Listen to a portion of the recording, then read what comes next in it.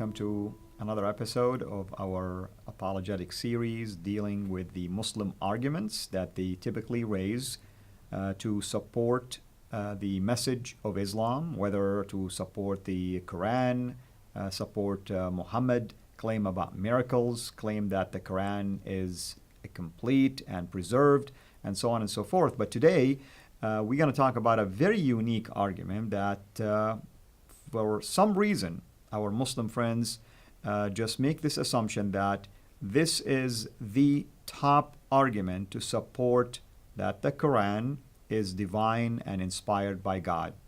And that's the scientific miracles that are found in the Quran. With me here in the studio, our dear brother, Dr. David Wood, who's been really doing an excellent job with us here to try to dissect those arguments and going through the series. And technically speaking, what we have done so far has to do just maybe with introductory information. Lord willing, in the future, we will take it even deeper, and we will take each one of those arguments and basically provide more ways and tools to try to respond to it, especially this particular one that we'll be doing today that has to do with the scientific evidence of the Quran. Dr. Wood, welcome back. Thank you. And this argument, the argument from scientific accuracy, is actually the first argument I ever encountered with a Muslim back in the day. Back when I was in shape, I would go to lift weights and so on, and I had a Muslim friend. This is even before Nabil. I had a Muslim friend, and we were weightlifting partners. We would spot each other and so on. And one day he told me that he wanted to show me a video, and the video was about the scientific miracles in the Quran. The guy was a Muslim, and I was watching the video, and I'm watching the video, and it would over and over again. It would give a bunch of scientific facts about some topic, and then it would give some verse of the Quran, right, that said almost nothing remotely resembling the topic. Right. It would just mention a cow producing milk or something like this, and then but you were supposed to be so dazzled by all of the scientific information that when the Quran says next to nothing that any 7th century Arab couldn't have told you, then we were just supposed to be overwhelmed by this and convert to Islam. So that was my first encounter with it. And then later, of course, my friend Nabil argued that Muhammad made all kinds of miraculous scientific claims that weren't verified until centuries later, and that the Quran also made various scientific claims and that were eventually verified. And what's amazing about this is Muslims very rarely actually read the passages that they're talking about, right? Correct. Most Muslims take things based on confidence in their leaders. So they think that their scholars and their apologists are telling them the truth. Yeah, they believe that their leaders are telling them the truth. So they've never seen the actual evidence. They've never seen these actual scientific proofs.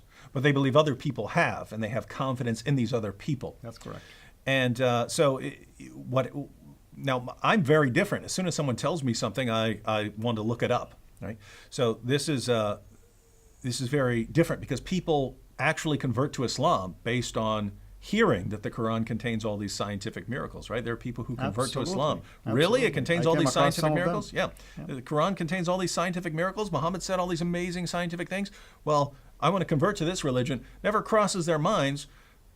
Let me see it in the books. I want to read it for myself. And that's exactly what I would say to Nabil after he would say, this is predicted in the hadith by Muhammad. This is predicted in the Quran. I would say, okay, show me where, because I want to read the passage and see what it says. And when you do that, you start finding that all of these amazing scientific claims, there's nothing amazing about them. And you find that Muhammad got almost everything wrong that he could possibly get wrong. The only things that Muhammad got right were things that all kinds of people in the 7th century would have gotten right. So there is a sun, there is a moon, things like that. Muhammad got those right. There are stars, things like that. He gets those right. But any 7-year-old could have told you that. When you start looking at actual claims that Muhammad made that we can test scientifically, he gets everything wrong. Whenever he goes beyond what any normal person would have been able to tell you, he gets it wrong. So let's look at some examples. And since I've heard both, I've heard arguments based on the hadiths and arguments based on the Quran. We'll look at some examples from both. So Sahih al-Bukhari Number 3320. Muhammad said, the Prophet said, if a housefly falls in the drink of any one of you, he should dip it in the drink, for one of its wings has a disease, and the other has the cure for the disease. Now, is that correct? There are Muslims today who will argue that that is actually correct, and they'll argue that there's some sort of scientific evidence. And when I brought this up with Nabil, he argued that, well, if an insect is some sort of carrier of a disease and it's still alive, it must have a resistance, and therefore, but that's not what this is saying, right? This is saying that one wing has the disease. So it's specific. Typhoid, something like that, something that makes you sick. Salmonella, something along those lines. Something that's because flies eat some very nasty stuff and they pick up the diseases of whatever they're going for. They get the bacteria on their legs as they're crawling around on it, and then they go and land in your food, and they just got those bacteria in your food. Now, lots of times your body can handle it. Your body has very good immune system, but sometimes you get sick. That's why people try as hard as they can to keep flies out of kitchens and so on, restaurants, things like that. So Muhammad's claim is that one wing of the fly has the disease, so typhoid again, something like that, and the other wing has the cure. Well, guess what? We can test that in a heartbeat, right? We can test, okay, let's get a fly. Let's check this. One wing should have the disease. The other wing should have the cure. Or even if you want to interpret it, give them a little leeway in interpretation. Some part of it has to have the disease and another part the cure. Correct. And so if a fly lands in your food or your drink, you shouldn't get it out and dump your drink out. You actually put the fly in there more, dunk it all in your food. That's right. Because then you can get that cure off it. And Nabil told me he actually did this because his grandma told him to do that. He said, if a fly got in your mouth, I would dunk the fly in the food. So I got all that cure. And so is this correct? No, it's not correct. And any attempts to justify this are absolutely ridiculous. No one who deals with no healthcare professional would tell you, yes, dunk flies in your food so you can get all the cure for the diseases that they carry. I mean, following this, the cures for all kinds of diseases, any disease that flies carry. You mean doctors who deal with infectious diseases, Yep. they're not going to agree with this? No one anywhere in the healthcare profession who's actually gone to any sort of school, right? Doctors, nurses, anyone would say this, who is not already trying to defend Muhammad's views. So notice, Muhammad said something about science that we could test years later, centuries later, we can test it. That's right. And it turns out to be false. And if you follow Muhammad's advice here, you'll get very, very sick eventually. Quite frankly, we don't even need to finish the episode because we've already proved that he's false. That's it. But we have plenty more. So let's go through some more. Sahih al-Bukhari 33:26. The Prophet said, Allah created Adam, and his height was 60 cubits. 60 cubits is 90 feet. People have been decreasing in stature since Adam's creation. So I say that here's something we can test, because if Adam was 90 feet tall, and maybe you say, well, it's no problems if we don't find Adam's bones or something like that, you know. Right. But he also says that people have been shrinking since then. So Adam was 90 feet. And then, you know, his children would have been a little bit shorter, and right. their children a little bit shorter, and their children a little bit shorter, and their children a little bit shorter, and so on. And so they're getting progressively smaller. Well, this means that somewhere we should find, you know, femur bones that are 15 feet long, right? At least to prove somewhere, this theory. Yeah. Somewhere, right? Because sometimes bones do make it, right? We do find the bones. That's correct. We never find that. So if Muhammad is correct, people have been shrinking since the time of Adam, which means as you go back through time, they should get bigger and bigger and bigger. That's right? correct. When we dig up people from 2,000 years ago, 3,000 years ago, they should be bigger. Correct. And it's just not, and matter of fact, they should be significantly bigger, right? Because you're going all the way up to, 90 feet by the time you get back to Adam. And so here's another claim that Muhammad made that we can eventually test through archaeology and so on. And we just find out that the science does not support him. And also, scientists sometimes discover the so-called Homo sapiens, and we know for a fact that their height, if indeed, it's they're 100,000 years old or more, it's still normal height. Does not confirm this. Exactly. No scientist in the world is going to say, yes, Adam was 90 feet, the first man was 90 feet tall. Exactly. There are other problems like blood circulating and stuff, and something that tall and so on doesn't work at all as a living thing. Sunan Abu Dawud, 67, and this one's pretty gross. Sunan Abu Dawud, 67. I heard that the people asked the Prophet of Allah, water is brought for you from the well of Buddha. It is a well in which dead dogs, menstrual cloths, and excrement of people are thrown. The Messenger of Allah replied, verily, water is pure and is not defiled by anything. Muhammad, we're bringing you some water for whatever. I don't know. They could have been using it for ablutions or something like that. But that's fine. Stick with that, right? That's the best interpretation. Okay. They're using it just for ablutions. They're not drinking this water that has dead animals floating in it, used menstrual cloths, and human waste, right? This is their toilet. This is where they dump their toilet bowls. That's right. And Muhammad, you want us bringing you this water? Muhammad's response, water is pure and is not defiled by anything. Now, is any scientist on the planet going to say that nothing defiles water, that nothing makes water impure? If that's the case, then why are we spending that much money in Africa to help basically villages Yeah, they purify could just water? get the sayings of Muhammad down there and realize that Exactly. water's not made Exactly. impure by anything, right? So here again, if you take Muhammad's words seriously, you're going to get sick and die. This is not just, hey, may have been wrong, we don't know. You will die if you follow this guy's That is teaching. absolutely Fortunately, most Muslims don't. They understand better than their prophet did. So they know more than their prophet about science. Why do we even have to cook in boiled water? Well, you don't, because it's not defiled by anything. So you can go get some water straight out of the sewer, and it's That's good to right. go. All right, so those are claims from the Hadith, and there are many, many more. Those should give you an idea of the various kinds of things Muhammad is saying, that this guy really is saying absurd things that will get you killed if you actually follow them. And these are the sorts of claims that we can actually investigate. Correct. And they turn out to be totally ridiculous. But notice, it's Muslims who are making scientific accuracy the criterion for whether we should believe in him as a prophet. They're offering this, as you pointed out. Many Muslims view this as their main argument. That's correct. And what do we find when we look? Weird stuff. And if a Muslim will come back and tell me, oh, those hadith you picked are actually strange or weak, then why do we have him anyway? Yeah. So either way, you really cannot escape from this reality. Mm-hmm. And even if you think they're weak, somebody else will argue against your argument. Yep. And but those are the hadiths. So suppose we're dealing with a Muslim who rejects all the hadiths together. The Quran only. Yeah, the That's Quran correct. only Muslims. So then we'd be stuck with the Quran only. And Right. so there are plenty of passages we could go to in the Quran here as well. We'll look at just a couple of passages.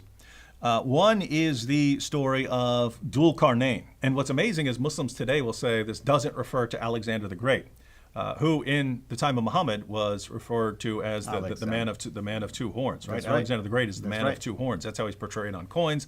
That's how they refer to him. And not only that, if you read Surah 18, the passage about Dhul Qarnayn, it matches up perfectly with the what are called the Alexander romances, these books about Alexander. All the things he did in here are mentioned in other sources of the time. So we know who this is referring to. Muslims have to deny that this is referring to Alexander because he's listed as a devout Muslim, and we know Alexander was as pagan and polytheistic as you could possibly be. Right? This guy was a devout pagan polytheist. So the Quran portrays him as a devout Muslim. We know that. So this is another example of a historical inaccuracy, but we're going to focus on the scientific inaccuracy because the Quran says in Surah 18, verses 84 to 86, Allah says, "Lo, we made Alexander," so Dhul Qarnayn. If Muslims, if you don't want to believe that this is Alexander the Great, doesn't matter.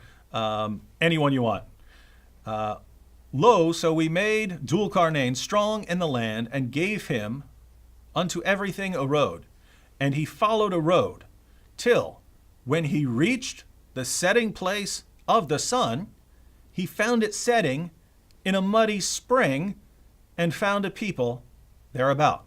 So, one, there is a setting place of the sun. There is actually a place on earth where the sun sets. 2, you can reach it. You can get there. If That's you right. go far enough west, you can reach the place of the setting of the sun, the place where the sun sets. And when you get there, you will find the sun setting in a muddy spring. The sun goes down into a muddy spring, and there are people who live there. So, that's what the Quran says here. Now, how many of those statements are accurate according to modern science? 1, that there's a setting place of the sun. 2, that you can get there. 3, that if you get there, you'll find the sun setting in a muddy spring. And 4, that there are people who live there. How many of those statements would be correct according to modern scientists? I very much doubt that any of them will be correct, but even if we find that one of them could be justified, probably the rest of them cannot. So, this is obviously a problem. And so what do Muslims do here? They try to reinterpret the passage. And what they'll say is Dhul Qarnayn simply found some body of water, like a sea or something like this. He arrived at a sea or an ocean, and he saw a sunset, and it looked like the sun setting in this pool of water. But in actuality, he's just seeing a reflection. Now, you know Quranic Arabic. Absolutely. What is this saying? Is this saying something about it just seeming to him be that, like an optical illusion? Not at all. Not at all. In fact, you look at the commentators and they give you multiple opinions, and many of them assert and affirms that this is a muddy spring, muddy water, hot mud. I mean, all of them talk about it. And here's another observation, by the way. We know that Alexander the Great, when he was expanding, he was going east, not going west. So where exactly did he see something like this? Because going east does not at least allow him to reach a place like that. So I'm wondering now, where did Muhammad get this idea from other than a fable that was circulating around his time? Well, for us, there's no question that he got it from a fable, right? The stories are being told. It's an oral culture. They're passing stories around, so he's given stories of the Alexander romance. But here's what's interesting. If we're not talking to a Quran-only Muslim, then we have a Sahih narration in Sunan Abu Dawud. So this is one of the strong, this is classified as Sahih by Muslim Hadith scholars.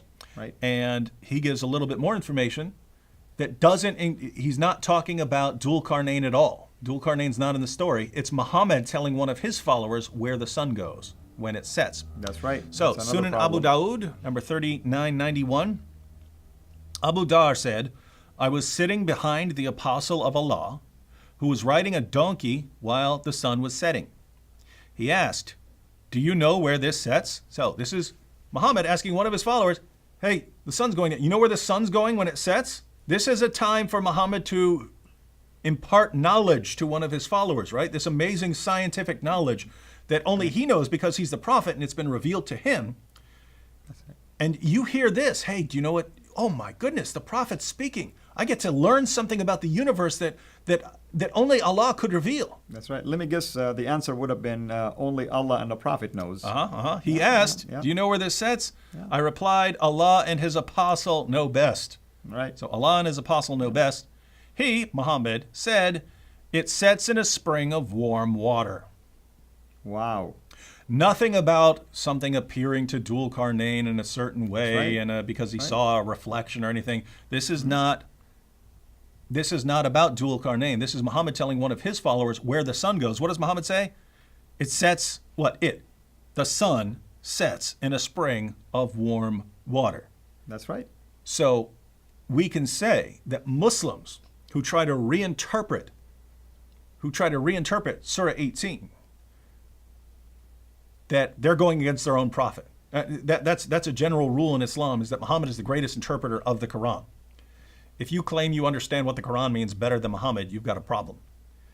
Well, Muhammad clearly believed that the sun sets in a pool, exactly as Surah 18 says. So if you say you know better, you're once again saying you know better than Muhammad about science. And wait a minute, isn't that the basis of the argument, that Muhammad knew That's correct. knew things that he couldn't have known?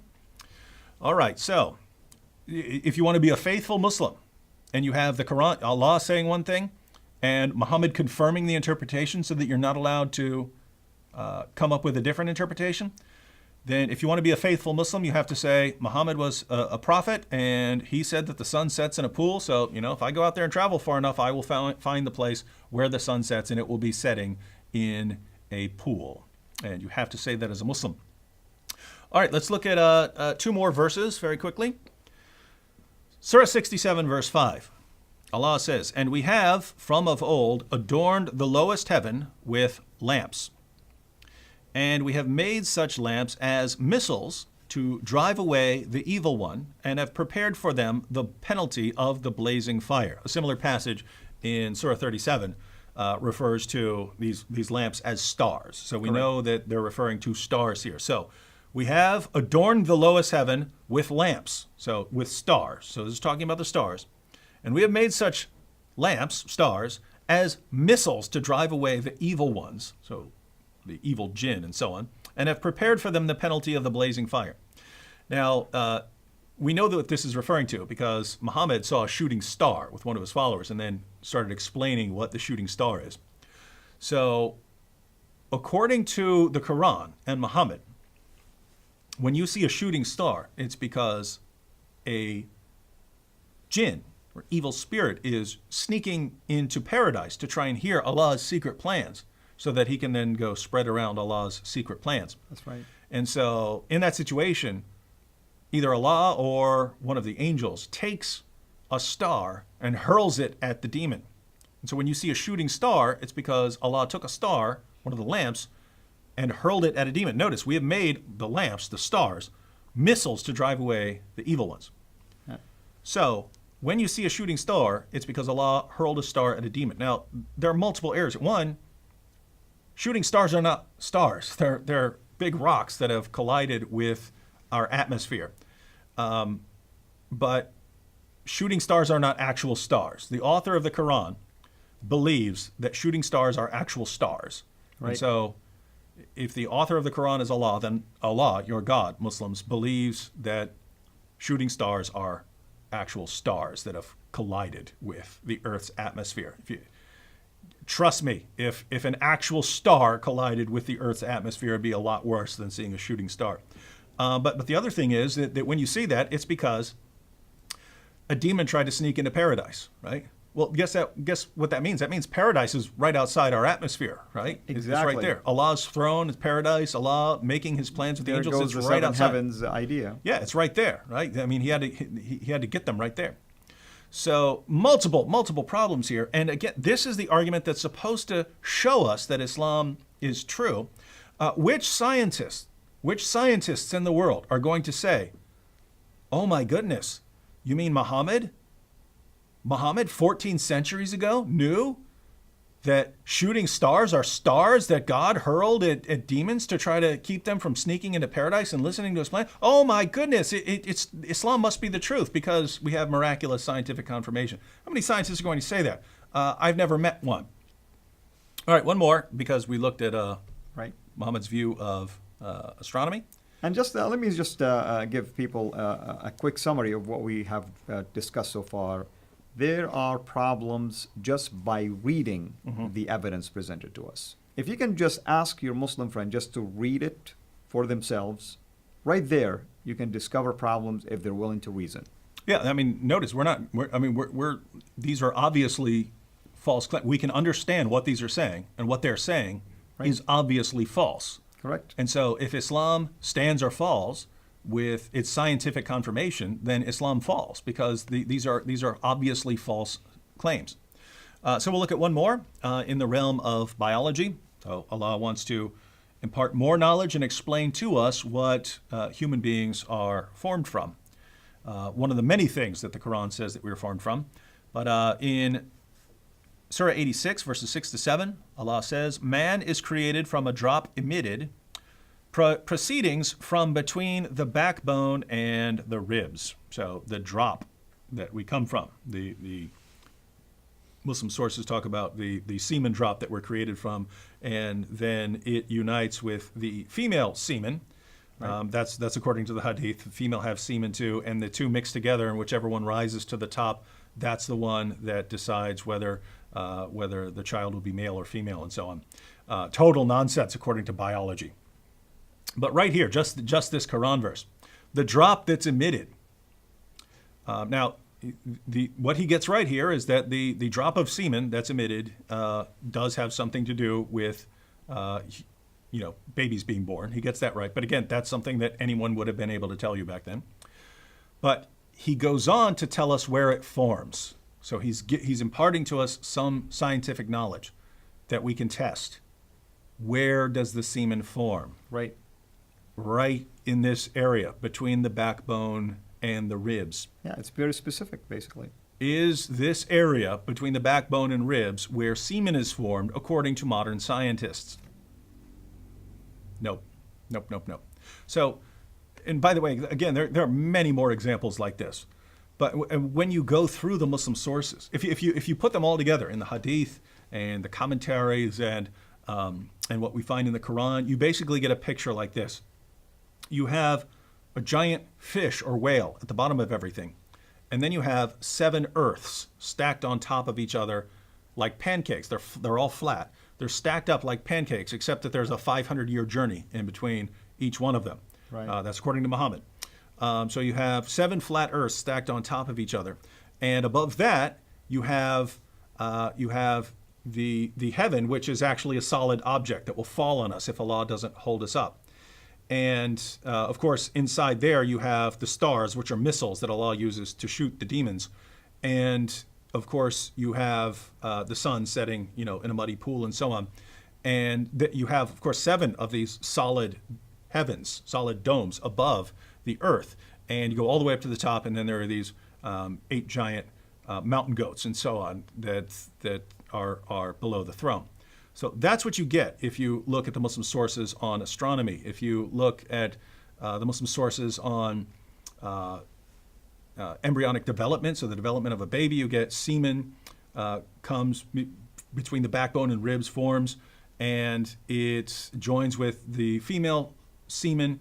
And again, whichever rises to the top, that determines the sex of the child. But the semen then becomes a blood clot, and then becomes like a chewed piece of flesh or something like this. Right. And then becomes bones, and then those bones are covered with flesh and so on. And only then does Allah decide whether it's male or female. And almost everything there that goes beyond what people of the time would have known, because again, people understood, hey, they have sex and are produced. They understood from miscarriages that there are some different stages to development and so on.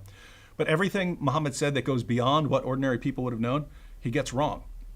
And then, of course, you have the area of hygiene, that it's good to dunk flies in your food, or you can take water that's been anywhere and it's still good. You can use it for your ablutions. You can drink it. You can do anything. And notice, if you actually take that seriously, if you start using that kind of water, you're going to get sick. Even if you just rub it on your hands, you're going to get sick. And what's Muhammad's solution if you get sick? Camel urine. Just drink enough camel urine and you'll feel better.